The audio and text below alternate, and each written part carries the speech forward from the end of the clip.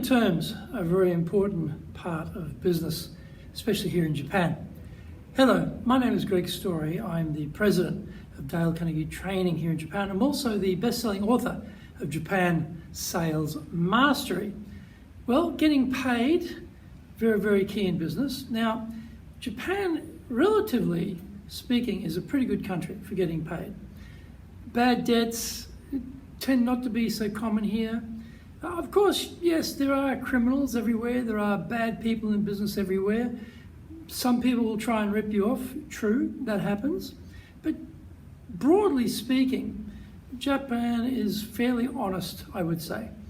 The typical things you find here, if you drop something, you lose something, you misplace something, people won't take it. They'll hand it into the police box. There's lots of little police boxes around Tokyo.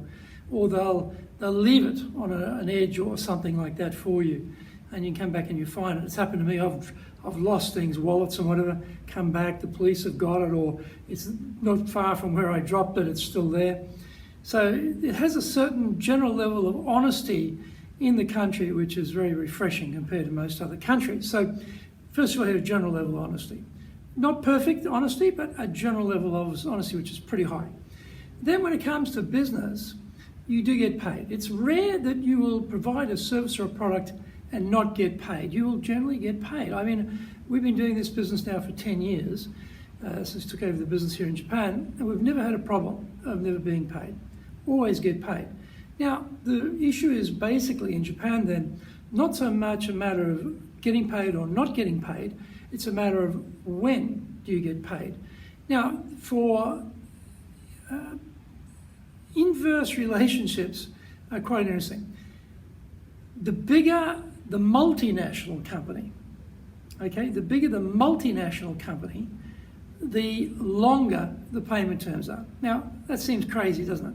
These are big, massively powerful companies. Generally, we're small, medium companies, yet they make the terms, 60 days. And then 60 days from the issuing of the invoice. And there's a few complications in that too, because often they will have terms like, well, in the case of a training company, until the service is provided, you can't issue the invoice. So depending on when the actual training completes, and then you have to issue the invoice, and then you got 60 days. And then they have things like, oh, well, we have to have our invoices in by the 12th of the month, the 15th of the month.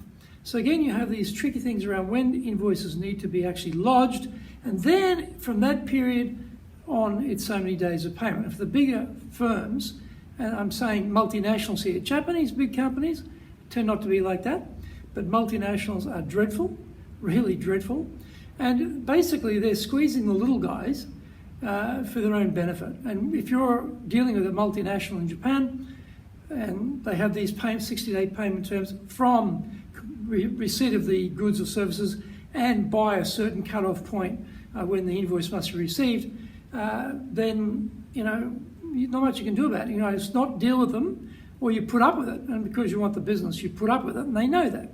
So they know they can make you fund their business. So some clever person in the accounting section in headquarters said, guess what? If we delay payments for this period of time, we'll save all this money, or we'll make all this money by taking that money and investing it, or whatever they do. Fine for you if you're a big multinational, not so great if you're a small company. Now, for Japanese companies, it tends to be 30 days. And again, as I said though, that can vary because it's 30 days, but your invoice must be received by 12th of the month, 15th of the month. And again, if there's also some compliance requirement about the goods or services be received, then this can make it quite long. It can become 45 days. It can easily become much longer than that. So when we're calculating payment terms in Japan, pay careful attention to the timing. Ask the question, do you have a cut-off point for receipt of invoices? What do your internal regulations say about prepayment of goods and services? For example, we run a lot of public programs here. For public programs, we want the money up front. Before the course starts, we want to get paid. And we get a lot of people sent from companies, and generally speaking, they do tend to pay that. But when it's an in-house program, and we're going to get an invoice out to them at the end, it tends to be after the event that we get paid. We don't get paid beforehand. So you've got to know, what are the terms? Do you pay prior to receipt? Do you only pay after receipt? Is there a cut-off point during the month at which time the invoices must be lodged? How long are your payment terms? Now, generally speaking, I'd say if you're dealing with very big companies, your ability to negotiate volumes against payment terms, etc., is pretty much zero. They just say, no, this is it, take it or leave it. Japanese companies, generally you're talking about payment.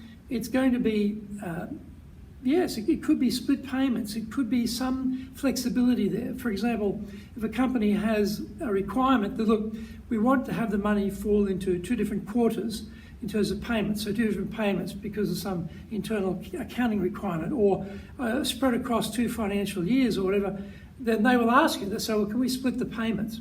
And generally speaking, you say, of course we can. But it changes the timing on which you'll get paid. But the good thing is you usually will get paid. So when you're dealing with payments in Japan, know that you'll get paid. It's rare that you wouldn't get paid.